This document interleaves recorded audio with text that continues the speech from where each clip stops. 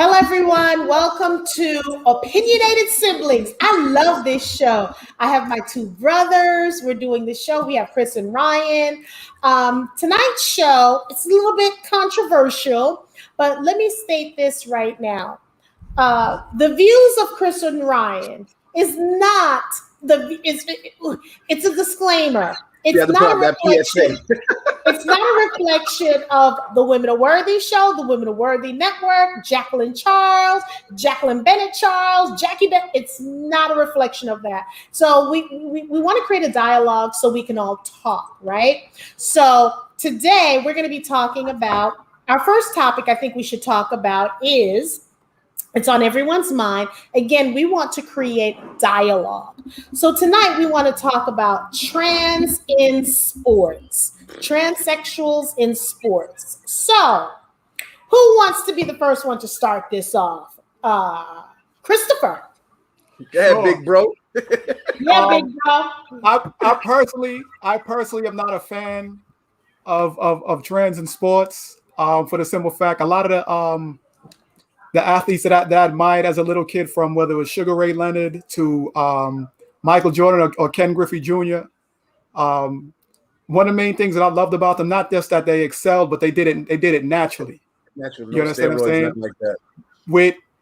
With trans, it's the whole thing about sports is you're a skilled athlete, I'm a skilled athlete. Let's compete on the same level. Even in basketball, sometimes, mainly with younger kids, it's like, if you got the big guy and it's all little guys, it's like, oh, the sides are uneven. Let's choose over. That's the main thing about sports. It's supposed to be fair. It's supposed to be fair play. Even though you'll have two talents that's that great, much greater than the other, even on a professional level, but it's still top shelf athletes.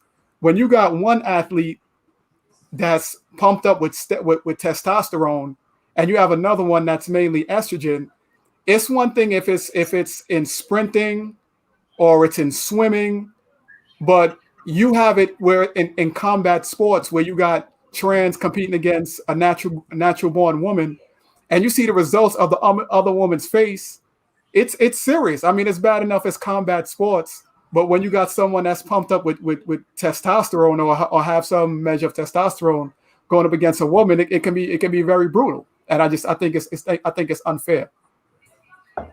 Wow, that was a mouthful. Ryan, what is your take on it? I couldn't have said it better. Like, I totally agree. To be honest with you, I enjoy watching some women sports, some events. It's, I enjoy the dedication and, the time they put in to their craft, just like if I'm watching the men's event. And to be honest with you, when I hear like a woman going against a transgender, it's like, there's nothing optimistic about it. Like, there's nothing really that I need to see about it. Like, it's like if I was watching a man and a woman boxing, it's like, really, it doesn't make any sense because, originally the outcome, you kind of already know what's going to happen. And then at the end of the day, somebody wants to say what they really feel at the end of the event, but at the same time, to be political, they're not going to say what they really feel. So it's like, for me personally, it's like, I don't really look to pay attention to it if I know that this is the situation. Just to be honest. Why is it when we want to talk about the trans relationship or the trans life, if you disagree with it, it's a cancel culture? I don't know. I personally don't see what the difference is, like having an opinion against anybody else or any other group. If I personally I see it, I don't see what the issue is why you can't have an opinion on someone. Ron, what do you think? I can't even. I don't. I mean, for some reason, when it comes against that particular community, for some reason, I guess because they get all the attention that they want and they feel like they deserve, and for some reason, if any talk that you have that's going against it, they're automatically just going to get sensitive because of the simple fact that they know they're going to get what they want. So that's why I know for me personally, I know depending on the platform I'm on, I know I have to be careful because if it's mine, I'm going to say how I really feel. But for somebody else, I know they don't want the necessary attention or the backlash. I got to be careful of what I say because they don't want that. They don't want that knock on their door. So. But my thing is, for me on my platform, you can say what you want to say. That doesn't mean, like what happened with Nick Cannon, I think, it came out of his mouth. It's not like he had a Professor Griff on there talking. It's not like, and if he did, it's not like he was agreeing with Professor Griff. It came out of his mouth and it was his platform. So I think that's why he got stung the way but he because did. of who he is, it's not to say what he said was wrong. It's because of the mouth it came out of. And that's the crazy thing, because it's like, I'm Joe Blow. I could say it because I'm nobody. But the moment my status, heightens, this could be maybe 4 or 5 years from now. And now my name is mainstream. They'll go back to this video and be like, can you believe what Ryan said 5 years ago? It had no relevance 5 years prior, but now because my name is known, now it has relevance. Well, could it also be, and I think this is what happens, and I think you can be pigeonholed. If a Professor Griff came out and said that, it wouldn't have been a problem because he's known because he's not nobody. No. It's not that he's not nobody. It's because that his name don't depend on millions of dollars of entertainment money. That's the reason why. That's another way of saying it. That's another way of saying it. That's another way of saying the same thing. Or if an Angela Stanton or a Candace Owens said it, it wouldn't have been a problem because, therefore, in the political party they're in, it's accepted to say that. So I don't think it's not nobody. I think maybe a political affiliation, or if you're with a group of people, and if you say that, it doesn't affect your bread, it doesn't affect your income. You know what I'm saying? But a person like Candace Owens, she's controversial anyway.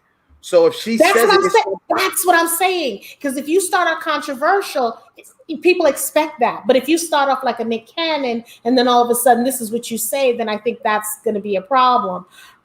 Is there anything regarding the trans in sport that you want to add on before we go on to our next topic? Because, let me see my opinion. My opinion, I don't think it's fair because it's almost like if you get a Caitlyn Jenner 20 years from today, 20 years ago, and she was a Caitlyn Jenner running against Lolo Jones or whatever her name is. That's not fair, or in the triathlon or something. I don't think it's fair. You can change your body, but still you have the testosterone, if you were that person going into weightlifting, because I just had this conversation with one of my sister friends, and this is what we were talking about. Because if you're going to do shock putting, which we do, a woman is going to go against a trans. There's no way, because men are physically stronger. And even though we have the China out there, the China who's a wrestler, and I think God rest her soul, I think she passed. Still, we can't compete like that. So I think it's unfair. Do you think that they should compete against men? That's an interesting question. Yeah, if you're a trans woman and you're a man, and see, here's the problem that I have. Not problem. My thing is, if you still have your upper body, but you've not gone through that whole transition for the reassignment. Because it's majority of them have not been reassigned. So what is that really? And that's why I would like someone to explain that to me or communicate that. What bathroom do they use if they're in public? They use, because there's one on someone that I know's job, and they have not done the reassignment, and they consider themselves a man. So they still have the. Then that's the sport. Then that's the side of the sport they need to be participating in. Well, they go in, and they go into the women's. I mean, they've gone into the man's bathroom. Look. I said what I said already. And if trans can go into women's bathroom and it doesn't shake women up, then fine. But if women are gonna get shaken up if a trans go into their bathroom, they shouldn't be in there. Right. They shouldn't be in there. And if that's the case, then when we're talking about sports and if you got to go against, if you're talking about, what side are you participating against? That's the answer right there. That's the answer right there. So, I mean, at the end, I don't know the mind of a transgender. I haven't spoken to any of them to know, but it's just as if like what you have a lot of like dykes, they in ways look at themselves as, as a man. But for the most part, or whatever the case is, look, it is what it is. I'm not even, look, You got some dykes or whatever that will consider themselves a man, but in some aspects they will sit there and like call themselves queens and shit. Okay, I'm like, wait, one second. One second. in one aspect. Hold on, wait, no, Jack, don't stop him. Okay, go ahead. Go ahead. Go ahead. How in one aspect you see yourself as a dude, but then you categorize yourself as a queen. Let's just type in the views of Ryan is not responsible. To me personally, I'm not confused, but the people who are in these situations seems to be confused. I'm not confused. I know what you are, but you haven't come to the realization of what you are, because that doesn't make any sense to me. It's like, you as a dyke, you're not going to sit there and actually categorize yourself as a king. You yo. Oh no, what you say? Look what happened. What happened to y'all? Did y'all just disappear? What? I don't know. I can't find y'all now. What happened to you? See, you kept saying that. Look.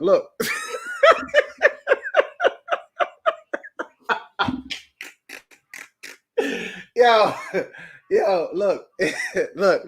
See what I'm saying? This is what I'm saying or whatever. See what happens when you go there? These are the type of conversations, I swear, like nobody really want to have because it's controversial. But it's real. It's a conversation that really is healthy to have. I'm not trying to disrespect anybody because these are things that I'm not just coming up with. These are factual things. This is not something that's private, hidden. This is public. Okay, wait. But here's the thing. It's not, no one, it's not that we can't have the conversation, but let me just say something, Ryan. Dykes is not politically correct anymore. That word is not politically correct. No, I'm just, as long as I put that out there, because Chris knew where I was going with that. So these are your views. So I just want to make sure that I'm saying that, but go ahead, continue. Because you're talking about an interesting point. I get it. Look, again, I would see, this is a situation, this is a topic where I wouldn't mind having selected people on the panel and have this dialogue, because it's like, wait, listen, like these are questions that I have, and it's like, yo, how do you say one thing and then on the flip side you say something completely different? So I already know who you are, but for some reason you seem to not be, complete as to who you are. Chris, you want to weigh in on that one? Yeah, as far as the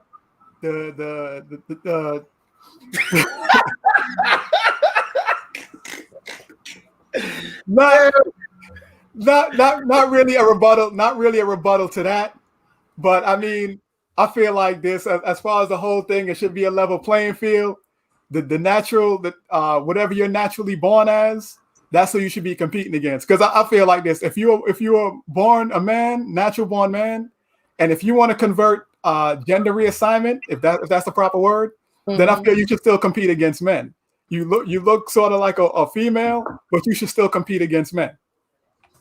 So let me ask you something, Ryan. What happens if one of your children were to say they know they're born a girl, but they feel like they're trapped in a man's body and they want to do a reassignment?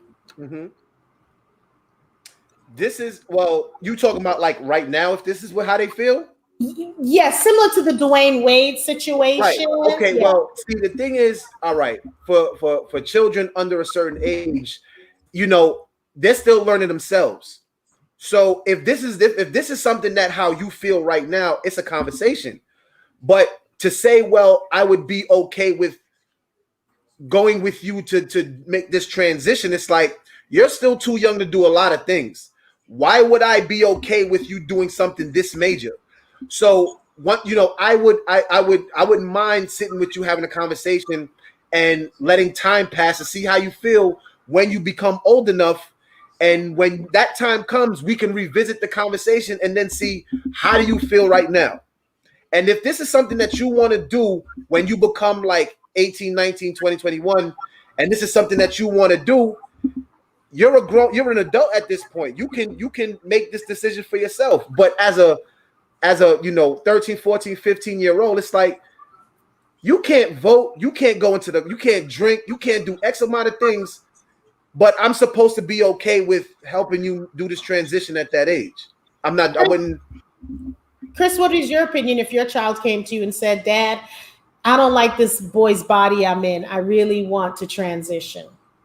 Let's say they're 21. I would ask them if they're sure, like where did the feelings come from, where to start, how sure they are. It's not something I would encourage them to rush to do, because basically once you make that decision, that's pretty much it. And one of the questions I was going to ask Ryan after I finish, and well, I was going to ask the both of y'all, but make sure this is something that you're sure of, because I think sometimes certain people follow certain fads and they think, well, this is kind of the thing to do, so let me do it. Matter of fact, a friend of mine, his nephew, he was, he said, my nephew was like gay or whatever the case, maybe he was telling me. So then when I seen him, this is like years back, he had like, the mannerisms, what have you. And then when I seen him maybe like 5-6 years ago, I seen him, he had like Tim's on, his pants sagging. He's like, yo, Chris, what up? I was like, what's up? What's going on? I was like, I'm like, whatever. So I was like, such and such. He's like, why you do your face like? I was like, nah, I didn't expect like, the bass in your voice. I'm like, whatever happened to the? He's like, that's just a thing. I was like, a thing? Now he's like around 15, 16. He said some of his friends was doing it. That's why he was doing it. He said it didn't make him feel comfortable anymore, so he's regular or whatever the case may be. But I would encourage him to really make sure this is what he or she really want to do. But the question I want to ask to both of y'all is that how do y'all feel about young children being sexually educated about homosexuality in school and like same parents relationship? Because it's a lot of things that they're teaching children about at a young age, like around like 7, 8, 9 years old. I wouldn't teach my kid about sex at that age, or heterosexual sex or anything like that. I'm not gonna sit up in there and have conversations with them about homosexuality, anything, and that's just not necessary. There's no need for them for me to indulge with a minor about something as serious as that. Like that's not their world. Like they don't need to be knowing about anything like at that point right then and there. I just think that's too much. That's too much. I just think this whole, with the LBGT community, for some reason, it's like they want to put that in the textbooks as if this is some, real serious history that young kids need to know about.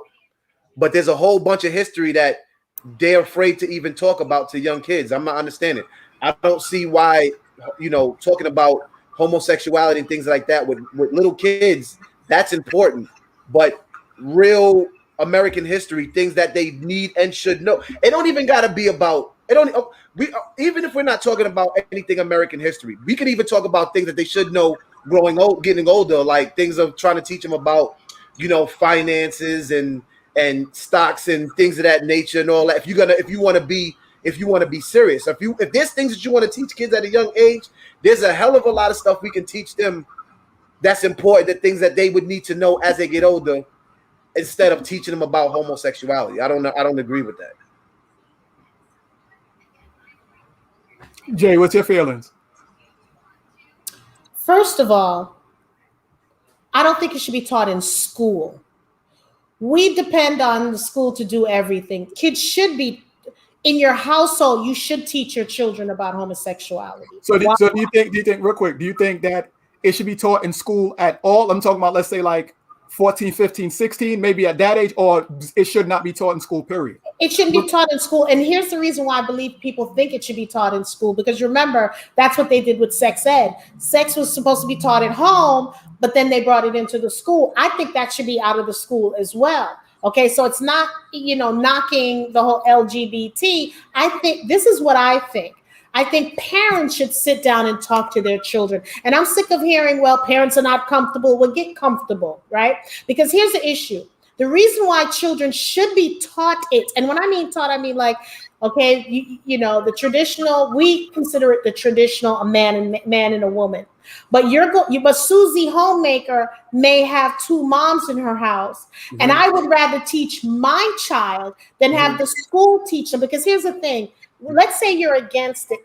The school's going to teach it should be acceptable or whatever the case may be. At least if you're the parent, you can teach you whether you want it to be acceptable or unacceptable. That's true. And that's what I think. I don't think things like that, sex education, should be taught in school. Take those subjects out and bring in finances, bring in financial literacy, because this is stuff that should be taught at home. But you have, and you can't say your child is too young, because nowadays, I know when I was growing up, kids were having sex maybe at 16, 17. Kids are having sex at 9 years old. So now, if you don't talk to your child about it, your child goes to a friend's house, or they see one of their friends they see their friends being dropped off from school, and they see two women kissing. Then they're going to go to that child and ask that child, "Hey, is that your auntie kissing your mom?" And then they're going to say, "No, that's my mom." "What do you mean that's your mom? I have two moms." Huh? You don't want that to happen. You have to educate your children at an early age. Yeah, I agree, but I also disagree, because I think, okay. Oh, but Ryan, real quick. So do you think it should be taught in school at all? Let's say like 14, 15, 16, like say maybe at an older age, or Are we talking about sex education as a whole? Regardless. Either both. Why is it being taught in school? Why aren't parents teaching it? But go ahead, Ryan, your answer. No, no. It don't necessarily mean parents isn't teaching them. And I think one thing that schools was doing way back when was because they knew, they were dealing with teenagers at the time, and they knew how like teenagers' hormones was crazy. So they were giving them free condoms and things of that nature or whatever. Then they just upped it a little bit and just gave them the education of it. Not to say they weren't learning from it at home, but they were also taking another step further with making it a curriculum or putting it into the curriculum or whatever the case is, because it's like, kids will go home and is innocent, but then as soon as they leave it for school, they doing some wildness. You know what I'm saying? So it's not to sit there and say that, because there has been, over the years, there have been responsible parents that have to sit down conversation with their kids, also giving them condoms and having to talk with them and this, that, and the third. So it's not to sit there and say that parents weren't doing it.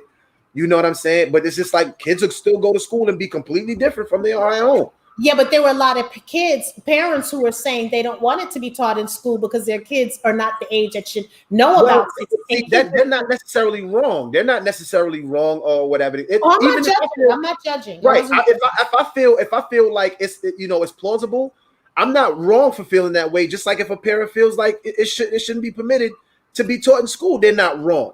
If they make a valiant point, I can't be mad at the side that they're taking. But as far to me personally, I think with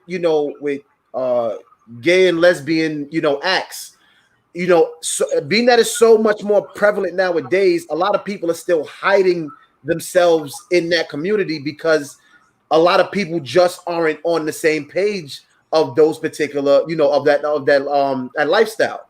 So in ways, I feel like when you try to teach somebody that, in ways you kind of also teaching them to hide themselves because they don't want to tell like their parents the truth or whomever, because they feel like they're going to be judged. If you teach your child regular heterosexuality, they can still feel comfortable because this is still a common act. Like they were created because of their parents offer a heterosexuality. You know what I'm saying? But well, it doesn't. Well, you have these songs like Katy Perry, "I Kissed a Girl and I Liked It." So you have, and that's what I'm saying too. You have to, because there's these songs out there, and I'm mentoring these young girls, and some of these young girls like, "I like a girl. Why do you like a girl?" Not that I'm judging them, but and some of them will say that, and I think you said it earlier, Ryan or Chris, where it's just a trend now. It's a trend. I was gonna say that. Like, even once upon a time where, kids thought it was cool to smoke cigarettes because of somebody they seen doing it. You know what I mean? So like kids were just doing it to look cool. You know what I'm saying? And same thing with this. It's like you hear a particular musician talk about that, and they may not even really be doing it. They're just saying it because this is the topic at hand. So it's to help, push, the awareness of this, because you got a lot of people's children who are, committing suicide because they were bullied because of the possibility of the fact that they may be gay and all that other stuff. And you also have the other side too, where people want to be on that trend so they can get the click, likes, views, and the money. All that as well, or whatever the case is. I told Ryan a long time ago that you'd have like a rap or R&B singer fake like he's gay just to get popular. Then he gonna be seen as a fraud when it's found out he's really straight. I just think if there's gonna be certain lessons taught in school, or also taught in school as well as in the home, because I also think this should be taught in the home, the conversation of teaching your kids to love themselves. I think that topic isn't had enough, not just only with children, with adults as well. But speaking of like children, though, that conversation of knowing who you are, loving yourself no matter what, whoever you are, don't be put off by because what someone else think or whatever the case is. So you have kids that, because they're not comfortable with themselves and they don't love themselves, they're doing things like committing suicide in the name of the fact that they were bullied in school. And I'm like, that's true. You know what I'm saying? So, and I'm like, I didn't know how serious, because I mean, when I was younger too, like we all bullied each other and all that in different ways, but we never really thought about how serious that could have been for somebody or whatever the case is. But we were just being kids. But you know what? And I have a problem with the word bullying. Okay, we should do a show on it. I have a problem with the word bullying, because my thing is, you teasing someone nowadays, they just throw the word bullying around, and it's crazy because back then sometimes people would say when you come home, oh, toughen up, suck it up, or beat them back. I think that we just casually throw the word bullying around. I know when I was growing up, if you tease someone, that was the thing, to tease someone. Now and I'm not talking about, and when I mean teasing, just things that you would do, you know what I'm saying? And now they consider that bullying, but I think they're just throwing the word bullying around, that if you just say one thing to a child, oh, she bullied me, and then you get labeled as a bullied, and that's a cancel culture. And I think we got to be very careful. I'm not saying right in this discussion, we have to be careful when we use the word bullying, because now it's up there with the cancel culture. I know when I was growing up, the word bullying, it was like, he's bullying me because he keeps teasing me or he pushes me down. Now it's a little bit different because people are bullying on social media. Here's why. And I agree. I agree this in some instance with what you're saying. But here's why. Because of social media and the way they sensationalize it, they make it seem like it's very much different than what we were doing back then. It's nothing different. Nobody's going through anything now that we of yesterday were. No, it's different, because let me tell you one point where it's different. It's different where, and they call that bullying, where on social media, or a girl is dating a guy and she shows him he takes a picture of her, or she takes a picture of her boob, which she shouldn't be doing it anyway, and give it to him, and then he posts that all over social media, and then so that's a form of bullying, because then everyone else starts bullying her and calling her names. Not that she should be doing it. So there's some things I think that are different, but there's something. Let me ask you a question. Well, yeah. Speaking of, let's say yesterday when you were in school, right? So let's say, somebody got wind of the fact that your parents lost their job and they can't keep the lights on. Now your house is, lightless. Somebody in your school found out about it, and they teasing, and now they told X, Y, and Z is getting through the school, and now you're getting teased all through the schoolyard. Is that not like the same thing that's going on on social media? It's the same thing. It's the same thing. It's like I always say, the only thing that changed is technology, because what you said with the picture, Jackie, that's no different from a guy messing with a girl and he smashed and he go tell the whole school that he smashed. No, but the difference is instead of it just going to the people in the school, it is tripling, because now it's not just going into the school, it's going into other countries, and then you have young girls who are so mean and evil, will go on her page and call her a slut and all that kind of stuff. But the only difference is the fact that maybe instead of the whole school knowing, a whole country is knowing. And that's different. That's way different. So if a whole school is calling you a slut and a whole country is calling you a slut, regardless, it's still bullying. It's still bullying. I'm not saying it isn't. Yes. But for me, what I'm thinking is it was still prevalent then, but it wasn't as many people. Because at least you know. Think about technology this. But at least you could leave the school, right? And then go to another school back then, and nobody knows stuff, or move to a different city. Today, it's different. You can go to another country and still people know about you. That's the difference. And that's what, because think about it. Back then, when I was growing up, even though you hear about it later on, it wasn't as many kids committing suicide for being bullied as it is now. And they're telling you. So let me ask this, right? And I mean, right. So I get what you're saying as far as with that, because it's a situation where it's like it's never ending. So people will always remember your face for what you did, X, Y, and Z, you know, for you know, when you were younger, whatever the case is. You ever got teased about something 20 years after the fact, that when you did it, like say, okay, somebody you knew, let's say, okay, you was known as the PP girl in class in the 5th grade. And then you don't see these people again for like 25, 30 years. And then you see them, it's like, oh, that's such and such that peed in the class in the 5th grade.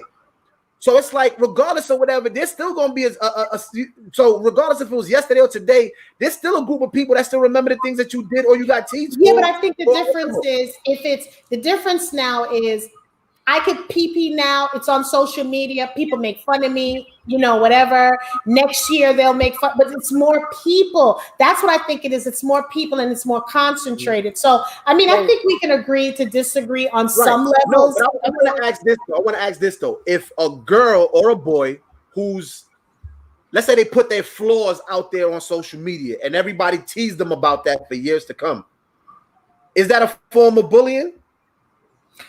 Well, it doesn't matter where. It doesn't matter if you talk about my flaws or if I talk about my flaws. It doesn't matter. That's not the point. The point is now what you're doing is you're making fun of my flaws. And I'm putting it out there telling you, like, look, for example, me in sex trafficking, and I put that out there. And if someone but see, I'm not going to look at it as bullying because I'm going to take it up the way I need to take it up. But not everybody is like that. So I think for some, it may be considered bullying. Chris, what do you think? Do you consider that bullying?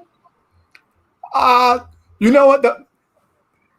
Not really. I don't really consider it bullying. For someone like, I'd more consider it teasing. I don't really consider it bullying, because a lot of times it's how you taking it. A lot of times it's how you take it. But Ryan is saying basically, because to me, what you're saying, Ryan, for me, it doesn't matter who says it, whether I say it or you say it. It's out there. It's what happens after it's said. So if you put my business out there and then you're continuing to tease me about it, or if I put my business out there, because the thing is, I'm empowering and I'm putting my business out there. So if you're going to continue to tease me about it, see, I think personally, this is what it boils down to. If you instill a lot of self-esteem into your children and into people, you can't use what I say against me. So if I go out there and put my dirt out on the street and you try to make fun of me, I think that's what we need to start.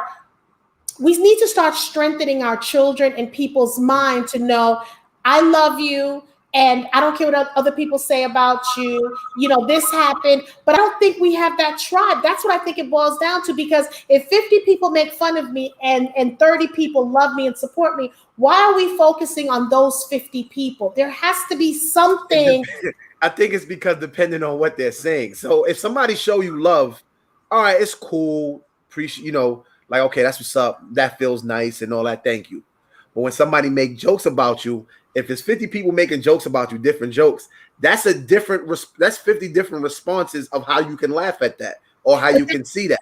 But then that's why you need to have your support system. If you have 50 people who's making fun of you, that's when you need to open up and go to your support system so they can start supporting you. Not keep it in because I don't want to bother you, Ryan. I don't want to bother you, Chris, and keep it in. We need to start when you're hurting or you feel like you're about to, you feel it coming. You need to pick up the phone and start telling people, because we can't read each other's minds. Mm-hmm. Right. I mean, it is what it is. Like, if a person trips and falls and somebody records it and somebody puts it on social media, it's funny. Even we say X, Y, and Z about it, it's not bullying. It was funny. You fell. Right. It don't matter if I seen you for real face to face or I'm seeing this video of you from a different country. It's funny that you fell. If you hurt yourself, I'm sorry, but what I just seen was funny. You know what I'm saying? But when a person deliberately sets out to do something to destroy you, that's something completely different. Yes. And then That's not bullying. That's something completely different. But here's the thing too. I don't because some people, if you keep teasing them and teasing them and teasing them and teasing them, they call it bullying. Sometimes you don't know where someone's coming from, because maybe in their own house they've been bullied. Like, you're acting a little boy, you're acting like a girl. Suck it up. You start acting, what you crying for? And then all you need now is something outside. So, and you figure that's a form of bullying, because that's what I'm saying. In your household, you have to embrace, you have to show love and show that we love you and you should love yourself and all that kind of stuff. Because again, we don't know these people who think about these people who get bullied at home and they come into the school and shoot get up bullied again. Yeah, and they do things like that. Or right, okay, so it can work two ways. So what if you was getting it at home, but you learned to deal with it because this is happening at home? And then you get it at school and you take it one way because of how you was getting it at home, but then somebody made you realize, yo, they were bullying you in your house. Mm-hmm. And that might not have been the thing. It's just like when you grow up in a house full of, if you got siblings, if you got a bunch of siblings, everybody needs a form of entertainment. So it's like if you running around the house and one of your siblings trip you on purpose, this is what happens in the house. Right. And now if everybody is laughing at you repeatedly because you're just the butt of the jokes, this is what happens in a household full of people. It is what it is. But if it happens to you in school, you might shake it off because I dealt with this growing up. But then it's like somebody might bring it to your attention, like, hold up, you dealt with this at home over the years as a little kid. Yo, your family was doing you dirty, yo. Like, that's kind of messed up. Mm-hmm. And now you might see it as that, and it may not have really been that. We want to remind everyone to click like and share, because we know we're going to have a lot of people in the after show. Click like and share. Again, today's views is we are not responsible for Chris's views, Ryan's views. Come talk to me if you got an issue with the content. Like, I'll be here for all the backlash. You could come to me. So what we're saying basically is we wanted to create this show because we want to talk about from a sibling's perspective. So that's why Chris titled the show.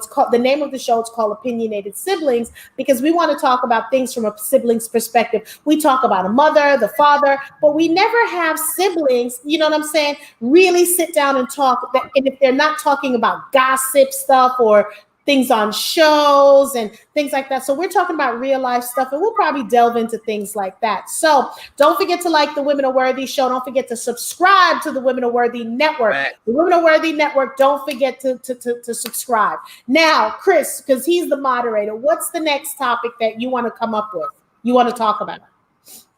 Next topic is it just say leave number 6, leave the X thing last. And leave the pressuring thing second to last.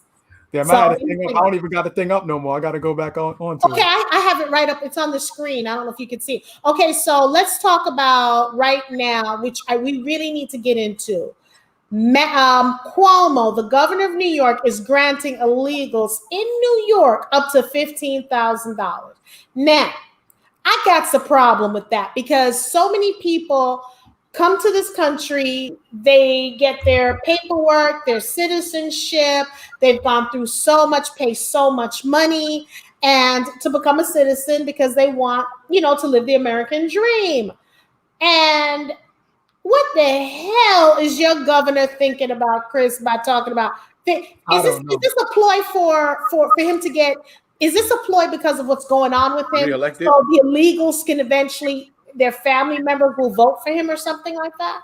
That would be a good ploy, almost like I forget what this movie was called, but it was a president that got caught up in a scandal. So he started a war with Canada to get everybody to forget about that he had a scandal going on. I forget the name of the movie, but it seemed like it would be a good way to still garner support, even though he has a scandal going on. And then also you'd probably figure that most of the illegals are probably voting Democrat. So this is probably a way to get the Democrat support, because remember, I could have had ICE deported you, but instead I gave you $15,000. So maybe that's another way to look at it. I'm just not up to $15,000. You can, since you're illegal, but then you can give it to your spouse who isn't, you can get a house, you can pay off your debts. This is because I was on this show called the alter family politics, right? And I mentioned that, and they're saying, but wait, it's if you're a citizen, you don't get that kind of money. So if you don't have a business, you're not getting a PPP loan or anything like that. So what made this irritates, this gets my goat, this irritates the crap out of me, because you're living right, trying to do right, and you're getting $15,000 for just being an illegal alien. And someone has mentioned to me, but Jackie, when you're a citizen, you get so much more. Well, why not give people who's never gone to jail, don't have a prison record, or you know what? Give that $15,000 to the homeless. How about get a hotel, let them live in it. Let's figure out the total, because I'm sure in his mind he has a budget of how much that they're expecting. Let's put the homeless in these hotels. Ryan, what's your take on this? I'm really trying to understand, as the working class, why do we never really get any of these benefits? I don't understand. The working class, the ones who dig deep, who really just grinds and who built this country. Why the hell we don't never get none of these benefits? I don't understand. You know what that was like? Do you know what that's like to me? That's like, remember when you was, if any, because I know some carriers are doing it now. But like as a your phone carrier, whoever you with, like the new possible customer, they would get the best deals, but the existing customer, they wouldn't get a damn thing. I'm sitting there like, wait a minute, I've been with you for all these years, and yet I can't reap none of the benefits that you're giving to new customers. As a matter of fact, I think the motivation to give it to them, well, one of the reasoning is that they might have lost their job due to COVID related reasons. So working class get fired or lose their job or whatever. Forget all that. Forget all that. Forget all that. You ain't even gotta lose your job. Just to say thank you for all that you've done all these years. I'm still trying to understand, what did black people do wrong while we can't get nothing? I'm just trying to understand. I need for somebody that's another show. That's another show. I need for somebody to really sit down with me, because you know how like maybe one of your relatives might have done something wrong and you gotta be penalized for what they've done. I need for somebody for real to sit down and explain to me, what did black people ever do wrong to why we treated the way we treated in this country? Okay, that's another show. Okay, that's another show. Another show. But I will say something real quick. If black people was supposed to get some sort of like reparations, you know how, let's say, like somebody get rich and all of a sudden they got new family members? All of a sudden now, people that were borderline black or wasn't black, all of a sudden they wearing Black Lives Matter t-shirts. You could believe that. That's true, because for me, my thing is, when I heard it and I saw the information, it really pissed me off, because it's almost like you don't go to jail, you do the right thing, but people who come out of jail, they get all these perks. And I'm not mad at them. I'm not mad at them for getting perks. I mean, to be able to start their life over, they should get something.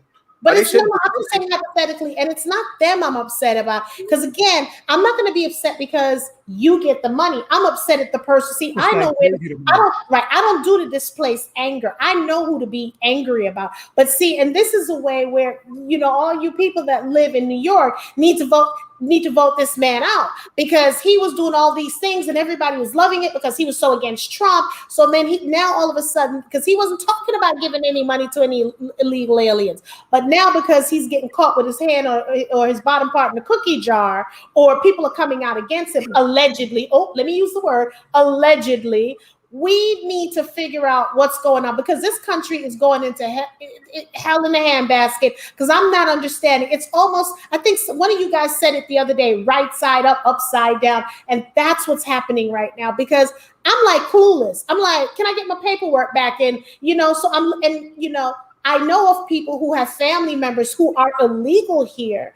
And I'm telling you, once I know they get the money, I may have displaced anger, be looking at them and rolling my eyes, because I'm like, use that money. And I bet you they're not going to use that money to become legal. So you're giving these people $15,000. I think what would have been smarter, that money to bring over other family members, bring over more legal. What I think would have been smarter, and see, I don't know if I should go into politics, but no. What I think would be smarter is all the illegals that are out there, let's give them, let's say, a stipend of $5,000. Use that to become legal. You and I both know for $15,000, these damn people are not going to use that money because these attorneys are charging them an arm and a leg, letting them think they're going to become illegal. Because one lady I know, she told me she paid $10,000. And she's paid $10,000 in the matter of 3 years. She's been in this country 15 years. Ain't nothing has happened yet. Not one red thing. They're not going to use that money for that. But go to the nearest mall. They're going to have Gucci, Mucci, Rialucci, the new Little Nas X sneakers, And they're going to be sending money back home through Western Union. Thank you. Thank you. Yeezy sneakers and stuff. So I just don't know if the governor thought this through, because this should be the norm. No, he thought it through. He didn't make this. This wasn't a spur of the moment decision. He thought this through. This is just the most irresponsible thing I've ever heard him doing, because I know he was like the little darling during the whole Trump, re-election. He was like the little darling because he spoke out, and I'm like, this make people not trust politicians, because I'm like, wait a minute. It ain't just this alone, but I mean, because I know a lot of people in New York was feeling away because I think he was like the first one who was supposed to be who responded the proper way when it came to COVID. When it came to COVID, so I know he got a lot of people on his side because of that, especially after what Trump was saying and all that shit. He quickly just jumped on the other side and was like, "No, we shutting down everything," and yada yada yada, and everybody was on his side, praising Cuomo and all that shit or whatever. So. Well, we need to, because I'm not trying to get all hyper right now, because again, this whole thing I'm not understanding. But let's talk about, so we're switching to another topic. Let's talk about, which I have an issue with this, because I don't quite know about this. I'm open for people wanting to do free, for free speech and doing things. So here's the issue I have. So let's talk about OnlyFans. That's a quick way right now to do the get up. You want some money, and we have Bad Barbie, I think her name is, the one with Dr. Phil. Yeah, she was on there for like $1 million. She done killed the game, and I don't even understand, because how did she do that? Because she doesn't really look. There's a whole lot of other women that got it to the point where I could have seen them breaking the internet or breaking that. I can tell you why. But I'm gonna just try to say something. Go ahead, Chris. Yeah. Oh, no, but I remember when OnlyFans just started, because I know the stigma. Well, mainly it's like another form of adult entertainment. But you got like personal trainers, financial advisors. Now they was on it like that earlier too when it first started. Because this dude that's a scammer, and like he give financial advice. I can't think of his name right now. He's from Chicago. He looked like Adrian Broner a little bit. And he give financial advice on like OnlyFans, like, if you want this with your credit, this, that, and third, give me $75 or whatever, and I consult you. But OnlyFans, there were stories in the news that a lot of those women were struggling around the time the COVID thing jumped off. So I think some women thought that, I'm just gonna go on OnlyFans and just it's the new .com, just turn the faucet and then all the money's going to come in. But I think there's like a small percentage of women that's really making that money. And then if you're a regular woman coming into it, you're going to have to compete against them girls that's at Magic City and the Blue Flame Lounge that's on there. You're going to have to compete against girls that's porno or whatever. And those girls are household names. So you that regular chick coming trying to compete in that area, you are nobody trying to compete against other women. And you got some women that's making well over 6 figures, and they don't even take their clothes off. Yeah, a lot of female celebrities now, they're doing it. Because I know a lady, she does meditation and stuff, and she was making a killing before. Now she's not, because the celebrities are looking for ways to make money. I think they said Evelyn Lozada, allegedly, she's on there and she's doing fetishes with her, people like her feet. So she's just doing her feet and she's making money. There was a rumor that Lisa Ray was going to be on there. Yeah, she said she was going to be on there if who's that rapper? Not Meek. Was it Meek Mill? I think she has a little. She was trying to holler at. That she was trying to get at. Yeah. And I think she said she was going to go on it, because I watched the show that she's on. She said she was going to go on it allegedly. I don't know what happened with that. But it's just amazing, because, see, back to what we were talking about with Bad Barbie, the reason why she made it is because, remember, after that whole thing with Dr. Phil, and I think 6 months later, she became a millionaire. and she hired her own bodyguard. Because she's young, we have a lot of weird men out there that want these young little girls. So, and it wasn't women, because they have stats that it wasn't women who was watching her. It was men, older. Most of it is dudes that right, but because she's, and then she act like she grown anyway. Okay, so and the fact that she said, I can't wait to turn a certain age, and when I do, I'm going on OnlyFans. And I remember her saying she was gonna make $1 million, and damn it, less than 4 hours she made $1 million.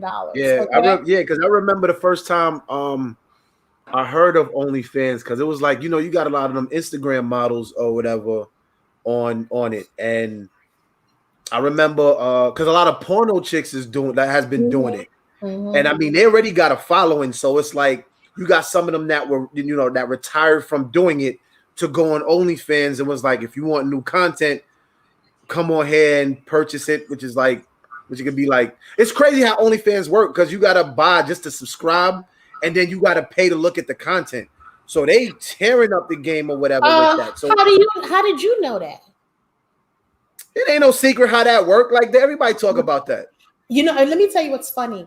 I could say it. I wanted to interview, what's her name? Angela. Well, her name is whatever, Bernie Mac's daughter on the show. Oh yeah, she's supposed to have been on there. So I reached out to her. Camille Winbush, Angela Winbush. Yep, she was going to do the show, but then I heard, because I heard back from her people. Then I heard she's working on some things, and she's watching it out, or later on, she couldn't do it, and I think because she was going to do it, then all of a sudden I get an email like, some things are going on, she won't be able to do it now. So I don't know, because the show was called Women Are Worthy, that she didn't want to do it. So someone sent me a screenshot of her where you can see a little bit of the nipples. I mean, she's in phenomenal shape, and the chocolate skin, and she's like having. I always knew she was gonna be pretty and whatnot. Yes. It's crazy because some girls, I mean, to see them from when they were little, I can't look at them when they pedophile. Even though they might be old, like Katie. It's like Katie from my wife and kids. Yes, I can't do it. Ooh, that girl wilding out. Ooh. I can't do it. It's like her, she was just so pretty. I mean, Angela, and I'm like, whatever, Winbush, and I'm like, Winbush, I'm like, oh my God. And she's gorgeous, but I guess because COVID, Hollywood's closed down, she figured she needed to do it. And to be honest, when I saw it then, she didn't get a lot of people, because I think people were feeling the same way, because while she was on Bernie Mac's show, she was very smart. She started so many businesses when she was on Bernie Mac. So I guess a lot of things dried out, but I don't know what's going on anymore. But I didn't, someone told me that it wasn't going to be as successful for her, because they supposed to see as an angel. Here's a problem that I want to, we should, this is a dialogue that needs to happen. Why is it that every woman, sorry, let me take it back. Why is it that so many women that feel the need to wear it when times get rough to take their clothes off? Look, why is that like the only option? That's how it's always been. That's how it's always been. I don't understand that. So Samson did that to Delilah. So here's something else I want to even bring to that or whatever, right? Because there's so much discussions about the fact that we need to start treating, particularly like our black women, as queens and this, that, and the third. Can you really, like a woman that's doing that type of activity, can we really categorize them as a queen when you feel the need to where you got to do? And mind you, these are women that actually were out there getting their own money by doing X, Y, and Z. So you was putting in the work, doing your own thing. But now when you have to now reduce yourself to do now, because it's one thing if you started out and doing that, fine. I mean, things happen, whatever. But when you were, you were, like you said, doing your business, you were on TV doing this, you was on sitcoms or whatever, you were in movies. Now things done kind of messed up for you. You have to reduce yourself to now taking off your clothes for the public. Well, here's my thing. Let's say me, for example. Okay, let's say I decided to do that, which I wouldn't, but let's say I decided to do it. I made the decision, but you should also make the decision, because it's not to watch me, because you're encouraging me. Again, it's my decision to do it, but you don't have to watch me. So my thing is that's like for example, oh, we got to do a show on these the Kardashians. Mm-hmm. That was a train wreck. In the beginning, the Kardashians was such a great show. I loved it with Bruce, and back then he was Bruce. Loved it. You saw the mother. She was now she was a bully, okay, an alleged bully. To me, she was. So here's my thing. We call them I call them culture vultures. But people are still watching them. You can't blame these women for making, if Kim posts something, it's like $1 million. You can't blame the younger sister for, she whatever she does. People are saying she stole the makeup line. I have no idea. I could care less. But then you have Chloe who's out there doing her stuff. We can't blame them. You can't hate the player. You got to hate the game. So my thing is they pimp the game, but so many people are watching them and can't stand them and bitching and complaining about them. So my thing is don't watch them. Hold on a minute, but I'm not going to hate the game because you know what? Nobody told you to play the game in the first place. You decided to play the game, but they're playing the game and they're winning. So what I'm saying is people are blaming the Kardashians when all they did was there's a game out there. The mother knew how to pimp the game. Okay, she knew how to do it because think about this. Look at the Braxtons don't even get paid as much as they get paid. Nowhere near. And the Braxtons are number one when it comes to their reality show on that network. But I don't care about neither one of them. To be honest. I understand, but I'm just showing an example. Okay, let's talk about T and Tamara. Okay, they had their reality show. It was so wholesome and good. They was nowhere up there, and so that's what I'm saying. Today's culture. You know why though? But at the end of the day, out of all three, and you know what it is at the end of the day too, who's more ratchet? Because that's what grabs all the attention. But it's not the Kardashians; it's society that's ratchet and wants ratchet. Right. So at the end of but for I understand that as well or whatever. But they fit the bill because what's the name? Kim. She's known for being in the sex tape with what's her name in the first place. So she started it in the first place. So that's really where the name came from. No, but here's the problem that I have with this whole thing. And you got to be fair. I want you to be honest about this. This is not fair. When Kim slept with God knows how many people, Chloe slept with all these basketball players. The sister slept with, and they intermingle. Like I bring Ray in. Kim's my friend, and all of a sudden, what's her name? Kylie was sleeping with the boy when she was underage. Okay, Tigger did not get into trouble. Tiger did not get in trouble for that, and she wasn't called. You know what I'm saying? But then here's the problem I have. But when you have Erykah Badu, who has 3 baby daddies by three kids by 3 different baby daddies, people want to call her the whole word, but they don't want to call Kim, Courtney, Kylie, the mama. They call hoes. They call hoes. Listen to me. What I'm saying is, listen to what I'm saying. No, wait. When you go on social media, this is what I'm talking about. We're not just talking about when I'm talking about Ryan, and let's be honest. And Chris, I see you shaking your head because you and I both know that they controlled media. Okay, they controlled the media. In California, they control TMZ. Harvey Weinstein is best friends with them. When negative things come out, he does not talk about it on TMZ with them. Unless it get talked about anyway. Unless the mother says it. But you don't hear it as such a... Go ahead. You said Erykah Badu. You said Erykah Badu, right? I don't know any, and this is people that I've spoken to. I'm not saying it doesn't happen. I don't know anybody who really calls Erykah Badu a hoe. You know what they say? She get praised for the fact that something is so good about her because between Common and Andre 3000 and the other dude, she done flipped their head up. Like she done. But I'm telling you, amongst women, because I'm telling you, it was a whole thing. If you Google, you'll find it was a whole big thing about people calling her that. I think she get more praise than criticism. Well, I think she does. My thing is, and I'm saying this because I've seen it on social media, and I remember people were talking about it. Like, how are you calling Erykah that, and you're not calling freaking the Kardashians that? And in our community, and I think in certain in certain areas, Erica is praised. Because my thing is, I don't care about who she sleeps with. My thing is, she's doing her business, she's getting it together. What I have a problem with is you don't hear a lot of talk. Let's face it. You don't hear a lot of talk. And you know why you don't hear a lot of talk about the hoishness with the Kardashians? Just look at their numbers. Look at between the whole family, they have say about them followers. That's all people they get between. To me, I think between not Kendall, the Kylie, Kim, and Chloe,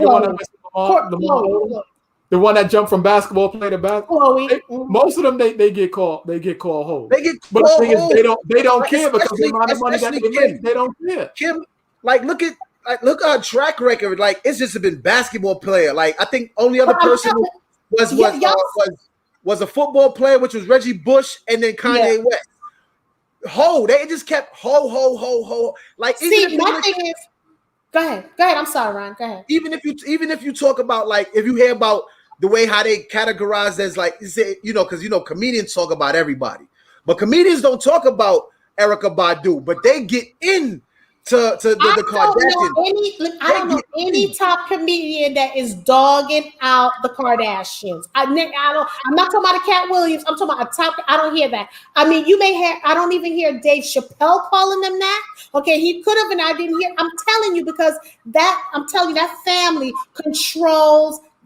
There's certain things back then when they were really hopping until they finally canceled. You would hear maybe little stuff, because my thing is, how are these women? Because here's the thing. Then you have her. Because here's the thing. Then all of a sudden, Kim is like trying to get black men or black people out of jail, right? So I guess I'm not going to say she wasn't doing it with good intentions. She was doing it with good intentions. I'm going to give her the benefit of the doubt. But you hear more. You don't hear as much, because my thing is, every time you see their name, that should be attached to their name. And people are going to say, but Jackie, you're talking about empowering women and yada, yada, yada. I've not yet heard of the Kardashian doing a big movement with the black community. Where were they with Black Lives Matter? Where were they with? I don't know. I don't know of them, and I don't want to hear. They contributed their support by being married to Kanye, Lamar Odom. Thank you. That was their contribution. That was their contribution right there. Thank you. I mean, to me personally, you ain't got to be big name to talk about them, because everybody was already doing it. So my whole thing is, you being a top comedian or whatever at your profession, being at the top, there's no need for you to have to do it, because everybody under you is already doing it. No, you have to do it, because when you're at that top, you have more followers. You have more followers, because I'm telling you, think about this, if they were being drowned out by that name. Jackie, everybody that they were messing with done effed up. Everybody, with the exception of probably. And this was documented. It was like everybody. It's called the Kardashian curse. It's called the Kardashian curse. No, the only one they keep in there is that Scott Disick. Scott Disick goes to these young girls, and I'm like, no one's saying anything, because he's like a perv. It was already documented. All of them lose their mind. The only one who seemed to have done a little bit better than the rest was Reggie Bush. Oh, James Harden, because he messed with her for a little bit. He ain't really messing with her. His mother is a police officer, and his mother was not going to let that happen. She was not going to let that marriage go through. And, that thing with James Harden was like 2 seconds, so that don't really compare to the rest of them, because that was for a minute. You know what I'm saying? But Lamar Odom was on crack because of them. Kanye West was Kanye West. You know what I'm saying? I'm gonna just leave it at that. Or whatever the case. Whatever happened to the brothers? He's still alive? The one that was. You know what? You need to stop. Yes, he's still alive. Rob is still alive, but he was the one that called his sister a hoe. Okay, he went on social media and called Kim a hoe. The other dude that what's called was messing with, what's his name? Chris Humphries. He was an all-star before messing with him. His career went into the toilet after that.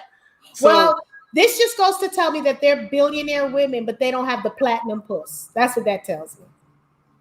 They got something because they getting big name people. So they got something. But what I'm saying, they're getting big name people, but the guys are leaving or something is happening. Because, you know, that's what I'm saying, because the guys go down. So they should be improving. They should be improving. Thank you. They supposed to be on the come up, but they're not on the come up. You know what I'm saying? I just think they are on the come up because of that, or whatever the case is. They billionaires.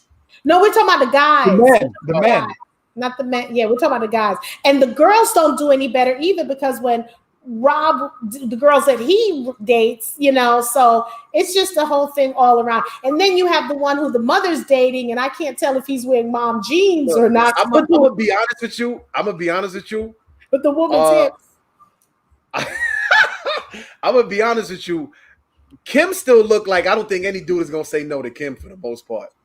I think dudes sit there and talk to Kim, and dudes be caught up. Like Kim look like she be hypnotizing dudes on some for real. Like she look like when she talking to them, she be stirring the tea when she talking to them, and then they done after that. Like she look like she got it. So would you date Kim? No. Chris, would you date Kim? No, I never. I wouldn't even give a conversation. I wouldn't even give up a conversation. Aside, I always thought she was like all right looking, but all that like gratuitous, like egregious, like plastic surgery is a turn off. And when you see her before and after, with and without makeup, it's like three different. I say this. At first, like once upon a time, like during the Ray J time, that is a little bit. Her then with it is different than her now. Her then, it's like it's not easy to say no then, but now, Ray J too kind of contributed to Night Baby. You don't need to get that now. Where Kanye, she said, had changed her fashion and all that kind of stuff, and I think he agreed with, okay, if you want to do that, go ahead. But I don't think Ray J, because even the girl, the one who Princess, she's not in, you know, he's not going to want her to do all that stuff. So I think it's also the men that they're with, you know? Okay, so we're done with the Kardashian curse. So let's talk about my favorite. My favorite. What are your thoughts about DMX? So guys, you know, whoever's watching, make sure you like, subscribe, share, you know, subscribe to the Women Are Worthy Network. So, you know, for me, I felt like DMX was my brother. I felt like he was a family member, because that hit me really hard, knowing that, you know, and then I was hearing about him being, you know, that he got, you know, he was a drug overdose. I never believed that whole drug overdose. I never believed it, or maybe I didn't want to believe it. So he meant a lot to me, because, you know, when he did that tribute song to Aaliyah, I mean, I thought DMX should have he should have been in the moon level. That's how good he was. But unfortunately, you know, his struggles and everything, he didn't get to reach where I wanted him to reach, you know, or just me. But I think he reached as far. Okay, that's a side conversation, and I think I can have that with you because of how much of a fan you are of him. But I think as far as in the hip hop community, if you talk about reaching like God tier, I think he might be there. I think he might. No, because I expected it. No, because. Not just the hip hop, because he could have done so many more movies after he did Belly. I mean, he should have been not I don't want to say Will Smith, but almost on that level, because that wasn't going to happen. It wasn't going to happen. I don't think he was ever. When I say Will Smith, I don't mean doing Aliens and stuff like that. I don't mean doing that. You're talking about being a huge mega Will Smith as a movie star. I mean, when I'm saying movies, yes, I'm going to say that, because he was such a good actor. Really? Because I could have seen him doing. I'm gonna say why. I'm gonna tell you why or whatever. Why? One movie in particular, I'm gonna tell you why. You seen Top 5? No. I seen the Chris movie. All right. He had a small part in it where he was in jail, and he was different from he was DMX, but he was different. It was kind of funny, but it's like his range is very inadequate. Like it wouldn't go that far. But I don't want range. I'm talking about he could have done stuff like what he did with. How can you be on that level without range? But I don't think Will Smith got range. What range does Will Smith have? I think he has range. I think he is. Yeah, he's done. 6 degrees of separation. I didn't see that. He did. But you saw his range. Let me tell you how I know he got range, and this is something that people still talk about today. when he was in the Fresh Prince of Bel-Air, when he was talking to when he's talking to Uncle Phil about the and he started crying, and he started everybody still talk about that. Yeah, but here's the thing, which y'all not understanding. When DMX did his movies, and I don't know if you heard about this, he never had an acting coach. Imagine if he had an acting coach. Will Smith had an acting coach. Imagine if DMX had an acting coach. But because see, let me tell you something. I think with giving DMX an acting coach, I think the one thing DMX could appreciate with the movies he was in, they allowed him to be him. Right. And here's the thing, and I'm gonna say this name, and you probably gonna frown your face, but it still makes a point. What's her name? Gabrielle Union was on that show. Was it Hot Ones, where they be eating hot wings or whatever the case is? Yeah. Mm-hmm. Right. And she was talking about when they were on the movie set that they did. What was it? Exit Wounds or whatever the case is. Mm-hmm. Like nobody wanted to like go to X trailer to tell them to come out and it's time to do X, Y, and Z because they didn't feel like they could control him. You know what I'm saying? Because X was just that type of personality where it's like you're not gonna get him to do what you want him to do. He's gonna do what he wants to do. So if you give him a script, he's only gonna make it to the best of what he knows how to do it. So you're not gonna get him to do something that is gonna, because everything, if he doesn't feel like it's him, if it's not his personality, he's gonna feel attacked. I can't say that, and that's why I'm hoping I get to interview his son or nephew. I'm hoping I get to do that because people like what Gabrielle Union said. I don't know if you heard about it, that people have DMX. I think was starting to mellow out later, like you've seen the videos of him showing the human side or whatever the case is. And she said no one would believe that his favorite show when she was doing the movie with him was Golden Girls, right? Yeah. Who would expect that? I know that's a stereotype. Who would expect that? I think she said he liked Blanche. My thing was, was it Blanche like the freak on the show? Yeah. But she was supposed to be. Yeah, but I'm saying that because she was supposed to be so Southern Belle. Yeah, she was supposed to be that Southern Belle kind of thing. So here, mispropriety. But here's the thing that I thought. I think mellowed out because in and out of jail, then he started mellowing out. Had he got an acting coach, I think the world could have been open to him. But he wasn't ready yet because he, was doing so many things, and I think DMX was struggling between becoming a minister or ministering more and staying into the hip hop world or rapping or whatever the case. Because I can clearly tell that he lost interest when he did that crap with Machine Gun Kelly. To me, he lost it because he even said he didn't even want that song out because he didn't like the song at first. Because hip hop, Machine Gun Kelly, hip hop has lost it, and it has to come back. It has lost it. But see, even if as far as what you're saying, because he did the joint with Machine Gun Kelly, which I thought was cool. But then he also did a song with Method Man and what's the dude name? I think it's Everlast. I think it's Everlast. The beat is cool, but it still seemed as if like I wouldn't really just play it in the car. Like I really wouldn't just play it in the car or whatever. The beat was cool, but I couldn't just do it because certain things. I understand what you're saying. It's like when you look at it and X was on it, it's like it's not. Because I think X knew that he had to do movie and do music because we all know the music is not gonna be forever. So you have to transition into something. And at one point, and I get it, he was so strung out there, he wasn't even thinking of anything. And this guy was so wounded, and and then the other thing who I couldn't stand when Iyanla put him on that show. I mean, what were your thoughts about that? I thought that was just ridiculous. I watched it. I didn't think that was necessary to do on that particular platform. I think that could have been done privately because it gave me more of a feel where it was like it didn't need to be publicized. Not at all. Like he didn't want that, and she still went ahead to do that. It wasn't necessary. That particular thing, it wasn't necessary, and I hate that. I hate when our own culture are vultures of us, because it's like, are you really trying to help him, or are you trying to help yourself? Your views. For views, yep. So I'm like, it's just like recording yourself giving back to the homeless? Like, why would you feel the need to show everybody that you're giving the homeless $20? Like, if you really cared, it would have just been done out of your heart, did it, and you'd have left. Nobody had to know you did that. Well, but when you do it too, you probably also could be encouraging other people to do the same thing. So you can look at it both ways. Because I know when I do stuff, I'm not doing it because I want people to say, "Hey, come on, you need to do the same thing." And I because we're in a selfish culture. Here's the issue too.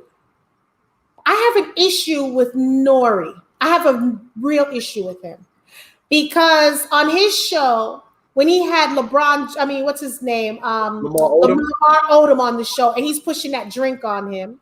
Then he had X on the show, pushing that drink on him, knowing that he's still weak, knowing this man and I understand what y'all gonna say, but he can say no. But why push it? If you that's not what I was gonna say. What I was gonna say was the show is called Drink Champs.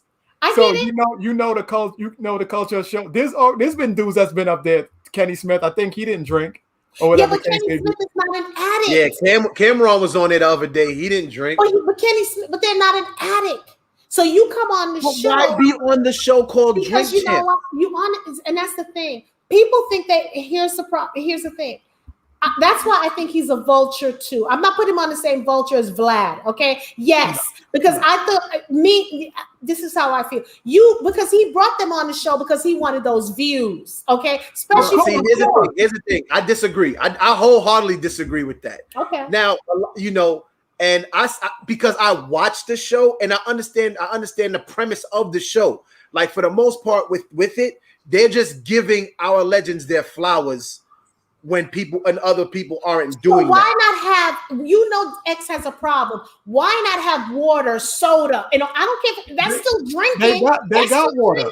They got all of that. But let's come on. You keep it real. You go on that damn show. But Jack, you got to remember too. They got sponsors, of them alcohol companies, so they have to have that on the table. I hear you, but my thing is, if you know the brother, because there's no way I'm gonna have DMX on my show, and he's saying, if I come on your show, you got to give me drinks. As much as I would like to have the clicks, likes, and views, I'm not gonna do that because I don't want to be responsible for his downward spiral. But here's the thing, Jackie, and this is like watching Nori because I watched Nori in interviews.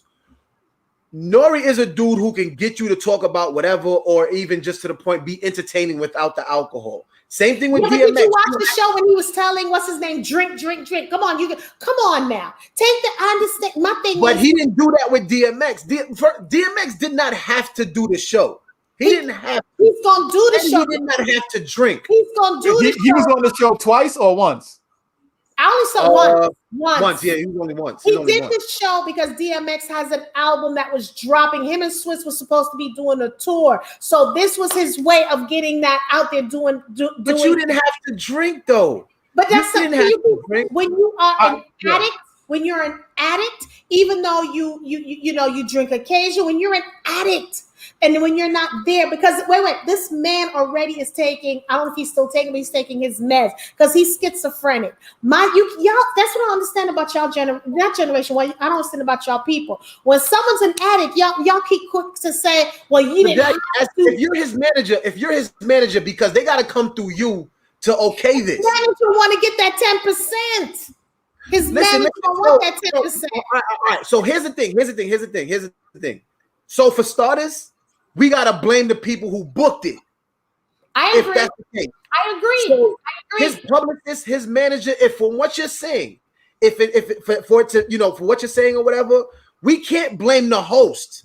No, I'm blaming the host. No, that's the problem. We're not our brother's keeper. We're not our brother's keeper. If I was having DMX on my show and I had wine and liquor, I'm gonna ask my sponsors. Wait.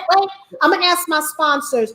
Is it okay, because this man has a problem, is it okay if we remove the liquors, because I don't want him to feel like he has to drink to prove anything, and smoke his cigarettes when we know he has damn asthma? Is it okay? That's what I would like to do. And that's why I agree. That's why I agree with Funkmaster Flex. They pimped that man. I agree with Funkmaster. Jackie, you seen the verses? You seen the verses battle with him and Snoop? Yeah. Mm-hmm. Was he drinking on that show? I think he was. Wasn't he Are drinking? you blaming Swiss Beats and Timberland for that? This is what I'm blaming. Why put it out there? Why put it out there? Why put what out there? Swiss is his brother, supposedly. But my whole thing is this. All right, so hold up. All they do is schedule who you're going against. The verses. No, this is different. Swiss is his brother. Swiss will tell you. I don't know if you saw the interview that he did with the Breakfast Club. Swiss, we all both know that Swiss and DMX grows up together, right? Okay. They're brothers. They talk about stuff. It's different if you said Timberland and someone else. Swiss knows where to pull the heartstrings. He knows what not to do. But again, I agree with Funkmaster Flex. I agree with people saying, and you heard Kevin Lyles said that they should have done more to help DMX. He said that on the Breakfast Club on Thursday or Wednesday. At the end of the day, and you said it, we are all adults. You have to be held accountable for what you do. If we're in a studio and I have all water because I know, okay, you're trying to kick a habit, and I have all water in there so that to not tempt you to drink or whatever the case is, right? No weed, none of that stuff, whatever the case is. But then now, mind you, if we're in a studio, you're agreeing to do a song with me, right?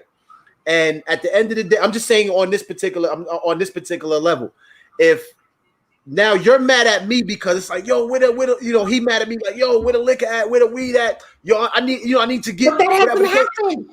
No one has come out to say that DMX has done that. What I'm saying is this.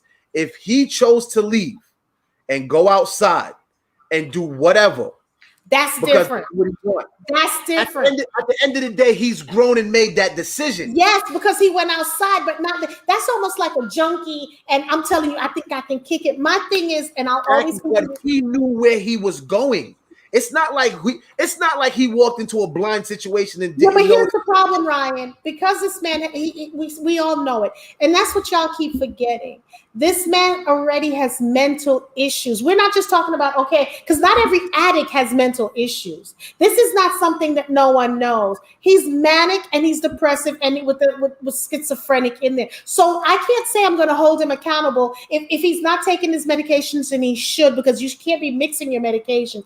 We already know that we already know he's I don't want to use the word crazy. We already know that he's unbalanced. So why bring a man who's unbalanced and put alcohol around him? So are you saying, all right, so let me ask you a question. So what is more at fault? DMX going on a show named Drink Champs, or the show Drink Champs having alcohol on the table? It's both, because here's the thing too. He's responsible, and he shouldn't have had 15 kids that he has to go on the road because he didn't have any collaborations, or he's a spokesperson for something. He's not on these shows when rap battles and stuff. He's not out there because he's the best person to be on stuff like that, but that's not his personality. He doesn't want to do it. I think it's both. You keep saying Drink Champs. It's okay to have Drink Champs, but you can still have water. You can still have a cooler on there, and it's still drink. There's water there. But there is water there. When I watch that show, I barely can find the water, but I can tell you what a Henny is. I can tell you what this is. Because it's called Drink Champs. They drink alcohol while they talking about various different topics. Like I give you an example. There's a show called Up in Smoke, right, with Steven Jackson and Matt Barnes. Matt Barnes, and this time they smoke weed on the show. Yeah. There was an episode. Snoop was in his chair and he was smoking weed. I think they had their own weed, but they smoking weed. A lot of times while guests is there, Matt Barnes and Steven Jackson they'll smoke weed. Steph Curry was on the show.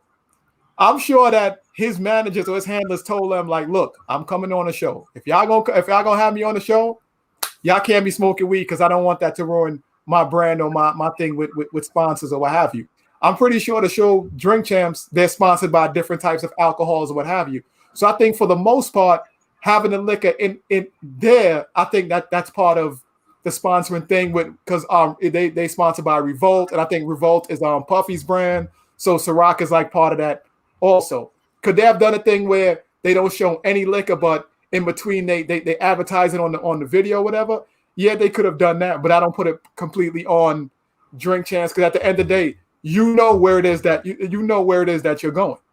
But I'm not completely putting it on drink track. I said it's both of them because that you came up with you did say something because you could have taped the show or do some B-rolls where, because they don't do the commercials on the show. So what you could do is, while he's talking, something comes up sponsored by Ciroc, sponsored by this. They could have done that. And but again, the good thing is, thank God this man did not die of a drug overdose that everyone was thinking. So thank God that wasn't the case. So, and I think, to be honest, DMX light was too bright for this world. Definitely believe that. So he's not. But that happens with a lot of rock stars too, that they became too big for them to have to, for them to deal with, because it's like when you're that large, so much is accessible to you. But I'm not talking about, when I say his light, DMX was, when you sit down and you hear him talk, to me, it's like when I'm talking to Chris sometimes, I got to freaking, DMX brought light. He's not the typical rapper. He was, thought-provoking. Just so, oh my God. And then when he talks about the Bible and the songs that he sings, I think he was too bright for it wasn't meant for him to be a 60 or 70 or 80-year-old man on this earth. He was just way too much. Then you have the whole. I can't agree with that the ending of your point, because when you're doing a lot of stuff to harm you, it comes back. It comes back. I don't know about coming back, because they're saying he had the heart attack because of, quote unquote, the vaccination. I don't want to too much as far as the ending result. Right. That's neither here nor there. And I can agree with you with that immediate point about the ending part. I'm fine. Because he even talked about it, because he even said his last, even when you watch his last, oh, hold on, keep talking. I got to turn off the line. I'm like, listening to X, as far as, let's say, like his first 3 or 4 albums, you seen him start to diminish after that. Like, it wasn't the same dude that you've grown to love. When you're a fan, you're a fan. But when you listen to the content, I think after, what was it, the Great Depression album, it didn't ring off the same way when you listen to him. It was just but that's like most artists, though. When they reach a certain stage, they decline. I think there's some sort of like study where you look at most artists when they reach around like between like 34 to 36 years old, their music decline. And if you look at all of them, Jay-Z is like that, 50 Cent is like that, Nas is like that, Michael Jackson. It depends. All right, so you look at a 50 Cent, and his rise to stardom happened so fast overnight because of a gimmick. So you can kind of already knew his content, it wasn't going to go past maybe like 1 or 2 albums. As far as what when you hear like, yo, that album was fire, it wasn't going to go past like 2 albums. So everything else, it was just going to sound like he needed to have like what was hot going on and take that type of style just to sell the records. So if it was teaming up with R&B artists or whatever the case is and such, that was what it was going to take to sell records, as much as him causing drama and stirring up some type of whatever public fight or whatever case, just to sell that album.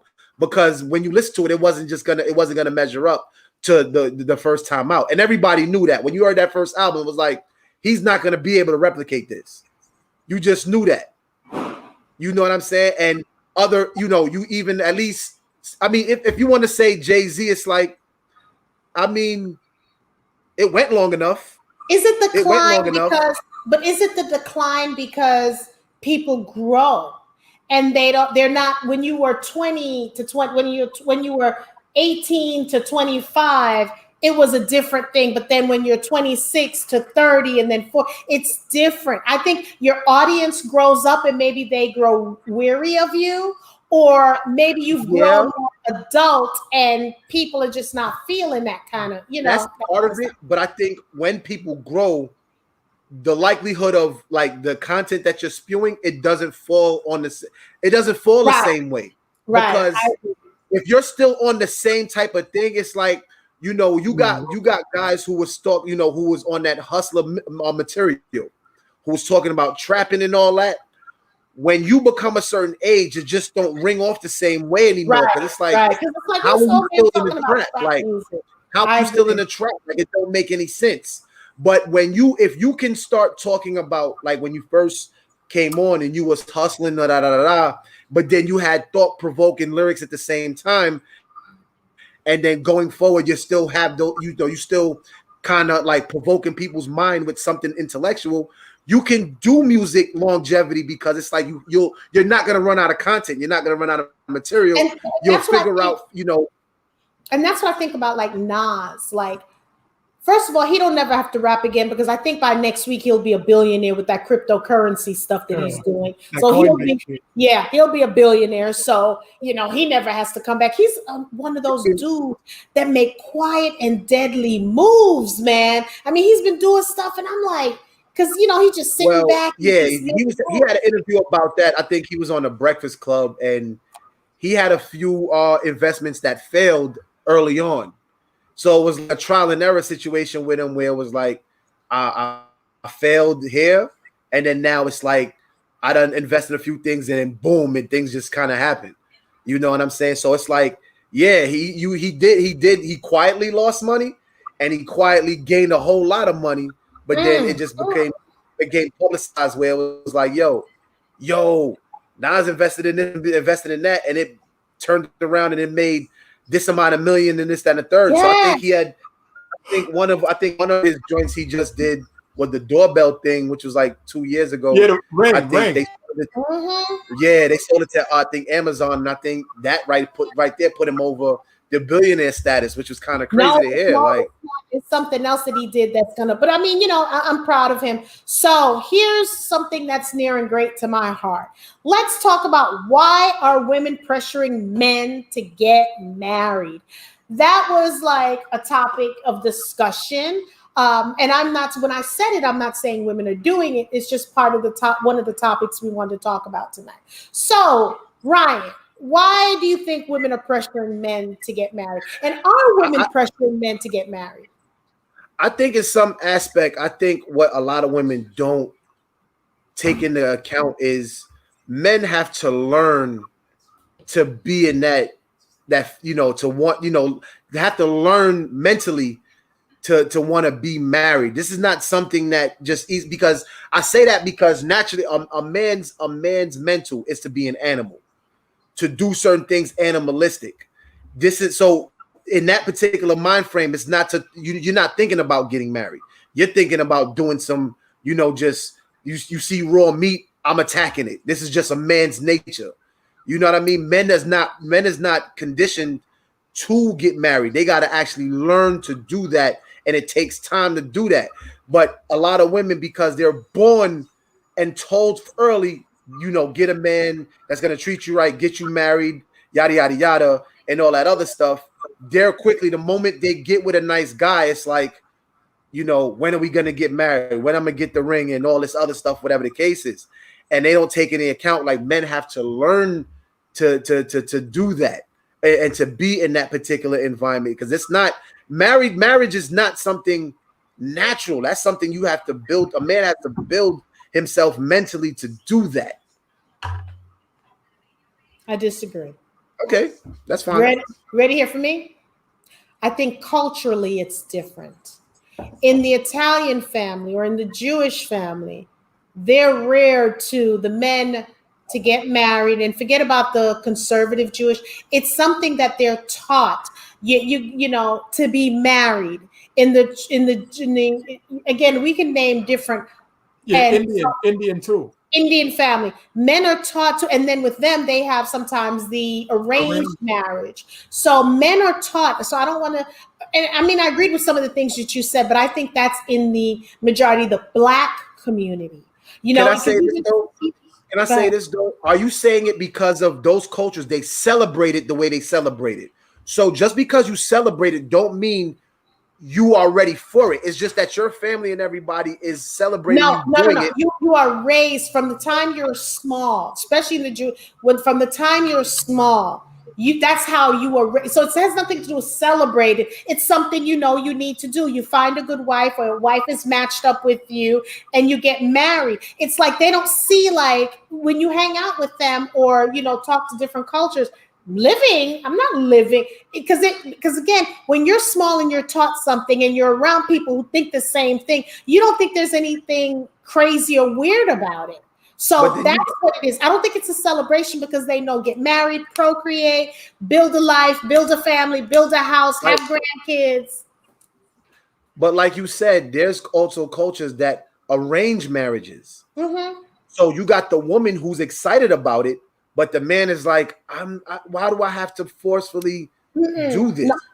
Because they're raised the same way too. In some places in Africa too, they're raised that way. So that's something that's natural to them. It's only when they come to the United States or become Americanized, then it's different. But then there's a reason why a lot of those, because even those cultures go out and cheat. So why would they go out and cheat if this is something that they wanted to do? I'm not saying they don't cheat, because I'm not going to say that. But what I am going to say is they do create a space for environment, for providing for the wife, providing for the kids. And I'm not saying if you do that, if you cheat. But what I'm saying is, and I'm not saying they don't, but what I am saying is they create that family type of environment where, I guess, for the wives, if they do cheat, it's expected, because it's like I always hear, all men cheat. All men don't cheat. So I hate that. So what I'm saying is, I don't know if all men cheat, but I do know that black men don't cheat. I do know that much. That's what I'm saying. Everybody know black men don't cheat. Black men don't cheat. You know what? You're right. And I guess because you guys got that crap from Derek Jackson and Charlemagne the God, so you're right to say that. Enough said on that topic, okay? Derek Jackson? Derek, I can't believe you brought his name up. Who is Derek Jackson? Yeah, he was the one. He and Charlemagne the God, they came up and they supported that whole black men don't cheat movement. Mm-hmm. Well, black men never supported Derek Jackson, so I don't know why. For real. Well, he's the one. Like I said, he and Charlemagne, I think, started it, and that was the whole thing, that black men don't cheat. They came up with the whole T-shirts and stuff. But Derek Jackson was in that group, that clique. That's the one that y'all declared the black woman whisperer, and y'all kept listening to him, and we told y'all don't listen to him because he's a fraud. Chris, we did the show about that a couple of weeks back. That shit was funny. Like, I'm sitting there like, I mean, I wanted to be on it because I knew I was the only dude on the panel, but and to me it's just like, wait a minute, you had this dude come out and made women feel like, oh my goodness, we got a man who's sensitive, who's talking it like it is, and they became very attracted to him because of it. He was like Reggie Bush with breath. Yeah. Now, forget the fact if he never promoted the fact if he was married or not, because I think some women didn't give a damn because I agree. Because I think because they thought he was attractive and he was talking that good shit, that they was like, yo, I want him. So, and I'm like, mind you, there was the same women that claimed they too smart to get gamed. And I'm guaranteeing there was chicks that even felt, I don't care if he got a wife. If I see him, I'm gonna get him. I'm guaranteeing that there was women that was saying that. And I would second that. Mm-hmm. You know what I'm saying? So because he got caught out there, whatever the case is, it's like now women in unison was just like, oh, he ain't shit. I'm like, he ain't shit now, but before all that, you was okay with him. But it's in unison. But his book became sold out. Go ahead. Here's what's crazy about it to me or whatever, right? And I keep saying it. Women don't mind, like, if you're married, they'll come and get you and say, I don't care, whatever the case is, do X, Y, and Z, or whatever the case is. They don't want to get caught in the situation where it was like it was you that was doing it. But the moment that dude effed up, them same women is gonna be like, I knew he wasn't shit, yada yada yada yada, just to be on a bandwagon. But you know what? You didn't really hear any women. You heard mad women cursing him out, but the women that he was creeping with, knowing that he was married, you didn't hear women talk bad about lies you tell, because your sister, you're on the show that I did with Ron, I sure did. Because first of all, I'm always gonna rock with my black men. Okay, I'm not gonna let women call them dogs or whatever because I'm gonna rock with them. When they wrong, I'm gonna check them. The Steve Harveys and all those people, I'm gonna check them because they create this. They, Survey said, Marjorie, bring the bed. Yo, for real. Yo, but here's the funny thing about that, right? You got this dude who write a book, Think Like a Man, who done been married like a whole host of times or whatever the case. He wrote that book, Laugh Like a Hyena, Charge Like a Rhino. So stupid.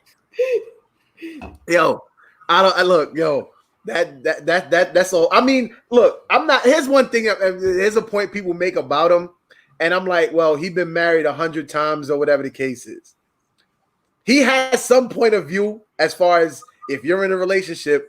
He has some point of view that actually is valid because he done been there and done that. No, his point of view should be what not to do. What not to do. Like I said, I'm not agreeing totally what he's saying. Yeah. But I'm just saying for a person who done been through a few relationships, he has some valid things to speak on. I will say that. But I just don't like the fact that he's another one who make it seem as if like he's pro women, like he's supporting the sisters, and then it's like, fellas, you're all wrong. Y'all keep doing this and that and the third or whatever. It's like, hold up, dog. Like, again, you just had like 100 different marriages. Like, here's the problem with y'all not getting. These are men who are a pimp in the pulpits, just like you have just like how you have the black pastors out there. Not all of them. So let me say this before y'all try to come at me. You have these black pastors, these single pastors out there who are attractive. They say the things that the women in the congregation wants. They're sleeping with all these women in the congregation, having babies with all these women in the congregation. And some may be married and doing the same thing. And these women are just looking at them because I know one of my cousins, one of our cousins, she is so into the church, right? And one day, I mean, I know she wanted to fight me over the phone. So what happened was everything this man says she listens to, every single thing. So this guy would go X, Y, and Z. She would go with him, right? She would cook his food, and he would not pay her to come on if they're doing like going on a tour. She would have to use her own money. And I never understood that. So one day I told her I want to speak to him. So she's like, I said, I want to speak to him. Because I said, he's not, first of all, there's a lot of black men in your single men in your churches. Why isn't he not introducing you to those single men? I said, he's not introducing you to those single men because number one, you're going to be with a guy. You're going to marry him. He's not going to want you to be in the church 5 days a week like you're doing now. He's not going to want you to give 100% of your money to this pastor now. So this pimp knows what you're doing. So she's like, no, it's not like that. So she puts me on the phone and I'm talking to him. And when I say she hasn't talked to me, she was upset with me because I said to him, I says, she's single. Why aren't you introducing her to some of these black friends that you have? Because she tells me that, not black friends, single friends. And he was like shocked that someone didn't even ask him that.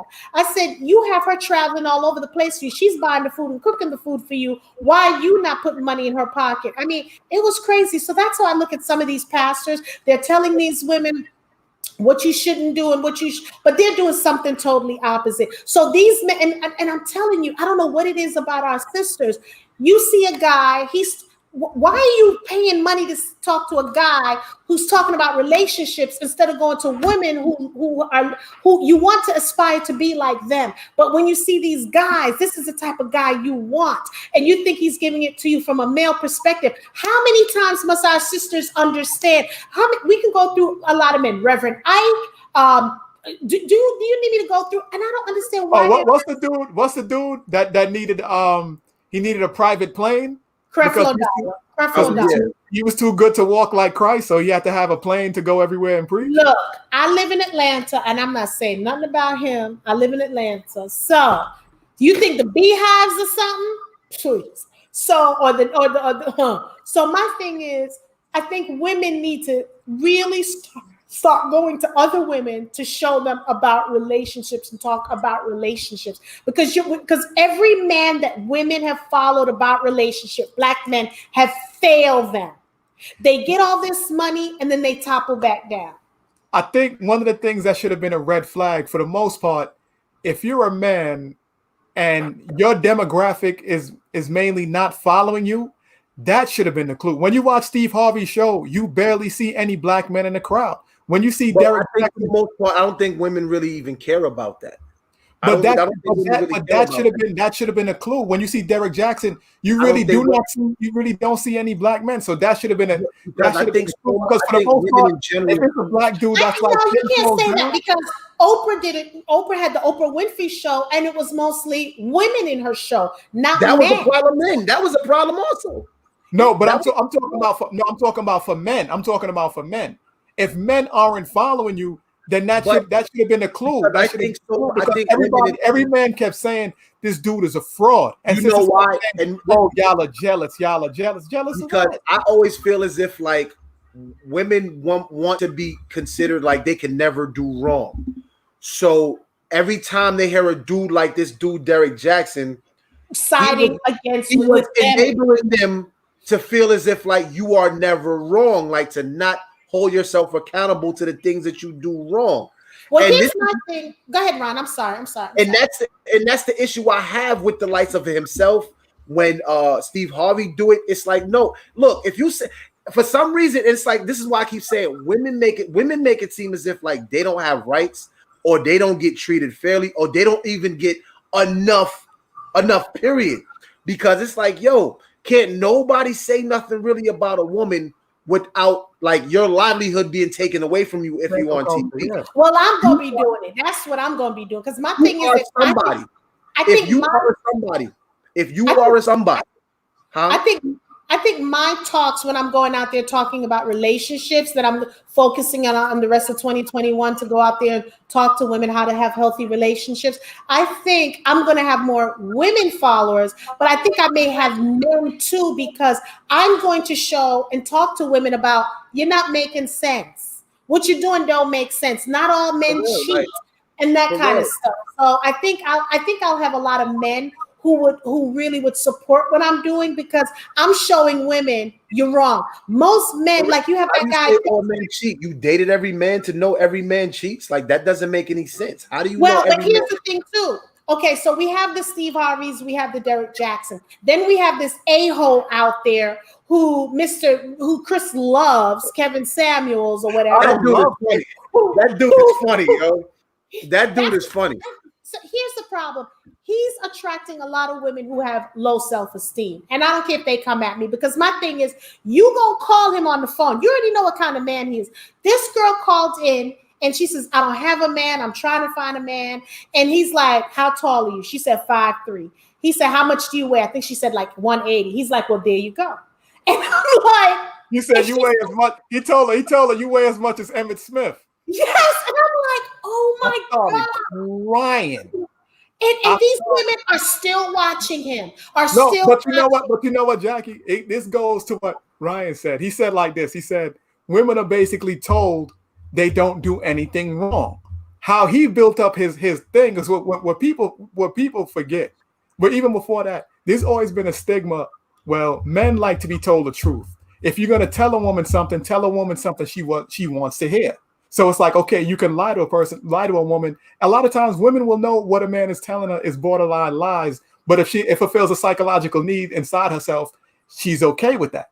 Men were telling women for years, don't listen to Cosmopolitan magazine. That magazine is BS. Yeah. Mm-hmm. Didn't listen. So you know what happened? Well, maybe like a year ago, women that was giving all levels of advice to women, she came out and said, I lied.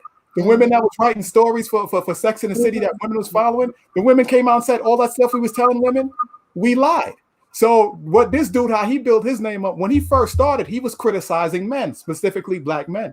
Black men didn't have a problem with it. Black women was like, yeah, tell these men what they need to be doing and such and such. Black women didn't have a problem with it.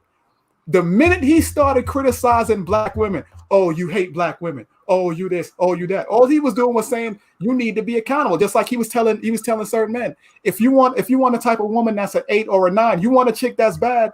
What are you doing to improve yourself? You want to make, women want a man with money. There's nothing wrong, because that's part of a woman's nature to want to be provided for. You want that type of woman, you got to get in a race. You got to compete. Is your money right?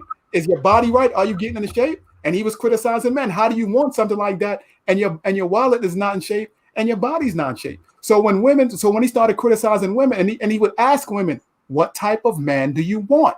And the women said, I want a high value man. He was not the man. He didn't set the criteria for what a high value man is. And what women don't realize, it's women that set that criteria. That's true. It's women that set it. It's just like everybody would lower the bar. So if you asked, if men was to set the bar as to what a woman should want, guys would say, out of shape, like 5'6", and make it like $20,000 a year. So that way, most men would fit the bill. It's just like women would lower the bar too. So he's saying that if you want a man that makes that type of money, what do you look like? Because a lot of women say they want that type of man, but he asked them, that type of man, do you know what that type of man wants? Can you give him what he wants? And that's where the problem starts. I like that, because I was talking to a young lady the other day, and I said everyone should have a list, just like when you do. You're never going to be successful if you don't do a vision board, and if you don't have your vision and your goals. You're never going to be successful. So I was talking to her, and she said she made her list when she's 22, because we were talking about Chili's list, which is she's never going to get anybody. But we were talking about Chili's list, so she said she has a list. I said she's like she wasn't it like Obama on there or some shit like that? I don't remember. She was talking about she wanted a man who has a 6-pack. He has to be rich. He has to be vegan. He has to know the Bible, certain parts of the Bible, and all. She was still lusting after Usher. No, she's still lusting after. Her real love is Mayweather. That's her love. That's her true love. Oh, right, yeah, but he wasn't. Yeah. He wasn't. I don't think he's vegan or whatever the case. So here my thing. So my thing was, I'm telling her. I says, okay. If your list is at 21, the same list can't exist if you're 35. The list has to change. I'm not saying for you to lower the bar, but you are grown, so things are different. A lot of women aren't just realistic. They're not realistic, but at the same time, a lot of women problem is so much women want what other women have, and they don't fit the bill to have what they have. So that's an immediate problem right there. Well, so I agree, Ryan, but I want to put this in there, and I'm going to let you finish your thought. Please just hold on to that. I agree, but see, what happens is it's like you want what someone has, because we're in this in Jamaica, they call it craving society, right? So, but my thing is, what's good for you? First of all, I don't want what my friend has, because I don't want when I'm kissing him, because I think if I'm kissing him, I'm kissing you. I don't want that. Now, maybe something similar to that, but again, here's the problem. Here is the problem right here, and that's going in the book. You want a nice man. You want a man who makes money. That's a broad list. You got to bring. And what are you going to do? You want a man who makes money. What kind of money? What are you talking about? What industry do you want him in? You have to break down the list. People say, I want a nice man. I want a faithful man. I want a guy who's tall. What tall? What height are you talking about? Because if you're putting it out there in the atmosphere, because I believe in manifestation, you have to be specific. If you have a list of 31, that same damn list can't be when you're 50. It's totally different. Right. See, that's what I was saying. That's what I was alluding to. Like, you know what? It's like, women that chastise men and say you don't know what you want, whereas a lot of women don't know what they want. You know what I mean? It's funny because it's like a lot of times they what women want is what other women say they want. So they say, I want that. Right, too. Like I said, you want what another woman has. So at the end of the day, it's like a chick could be like, well, not to say, well, it's not to say, well, I want this type. They'll say, I want I want Will Smith. I want T.I. It's like, how do you want another woman's man? Or how do you want another woman's relationship? Okay, here's the problem. Here's the problem too. And that people need not thinking about. I don't want what Jada had to go through to get Will Smith. Or they don't look at that. They don't look at that. They're looking from the out. They're just like everybody else. You're looking at it from the outside in. I'm gonna break it down. But because of the simple fact of what you think it is and what it appears to be, I want that. So you look at a couple and be like, yo, that's black love. I want what they have. I want what they. I'm like, hold up. You don't know what they have. You only look at you want what the camera shows you. You only want what the camera shows you. And you don't know what I mean, at the end of the day, you still don't know what's behind that camera. So how you gonna want that? It's like at the end, like you said. Just like you said, let's say like the reality shows, like the Real Housewives of whatever city, and they see the chicks with the expensive outfit, and expensive shoes, whatever. And these chicks are married to high value men. And what a lot of time what women don't realize, all those women had to deal with their man's other woman or other women, because that's part of it. And a lot of times that's what women do not want to hear. And here's look at where basketball wives. All those women were with men who cheated. Here is where a lot of women go wrong, or whatever the case is. You know what the problem is? They get bothered too much of what men look at. And the thing is like, just because I'm looking at this does not mean that this is what I want. And here's a few examples, right? And it's crazy how they just chastise men repeatedly. So if I'm watching basketball, and it's like, yo, I'm yelling at the TV, I'm yelling at LeBron, I'm yelling at Steph Curry because they done did something stupid or whatever the case is. They're gonna be like, you looking at them thinking like, yo, you know what I'm saying, you could do what they do, this, that, and third, or whatever the case is. Like, yo, hold up. Like, I'm knowledgeable on the topic and the sport. Like, this is why I'm saying what I'm saying. I may not be able to do it on the level that they doing it, but I'm still knowledgeable of it. Fine, whatever. But it's like, I'm not saying that I can do it, but at the same time, it's like, so now a woman to see a woman to see a man look at another woman and get bothered by that, and it's like, well, now you want to act like you can be the woman that I'm looking at, and it's wait. Let's go back. So you're saying when a woman sees her man looking at another woman, it bothers her. It seems like a woman is mad at anything a man is looking at. It don't matter, period. They just get bothered with it. So if a man is looking at sports, she got something smart to say. If he's critiquing it, whatever the case is, she just got to bother him about the shit, period. So, but if a man is on his Instagram and he's looking at these Instagram models, that's what they there for. Just like when it was Jet magazine, if it was Vogue or that's what the magazine is for, to look at these things or whatever. That doesn't necessarily mean I particularly want these particular people. Well, is it a possibility that you're with, not you, just out there, you're with a person who's insecure? That's what it boils down to. It's an insecure person. See, it's not the men that's making you insecure. You're insecure. I'm not making you insecure. That's what I'm saying. That she's insecure. So why are you with her? And this is what's confusing with women. You'll get women. Let's say if you a woman is going outside somewhere, she's dressed up. She'll say things. Well, I'm not doing this for a man, but you feel like you're competing with other women. It's like, why do you feel like you need to compete with other women? though? I don't understand. Like, I don't understand where you're going with that. And if you're sitting there saying, chicks ain't ish and yada yada yada, if that's how you feel, why do you feel the need to compete with this chick? I don't understand. See, I don't understand that at all. I don't understand that part. I don't understand that. So how are you? So what? So it's like, if you're going out there and do it for yourself, how is your how's your insecurity level low if you're not doing it for a man? And you don't got time to worry about these chicks out here because women ain't ish. Who are you doing this for then if your insecurity level is low? So I'm confused. I'm confused with that. Like, what are you doing all this for? Who are you doing it for? Because it's not about you because your insecurity level is low.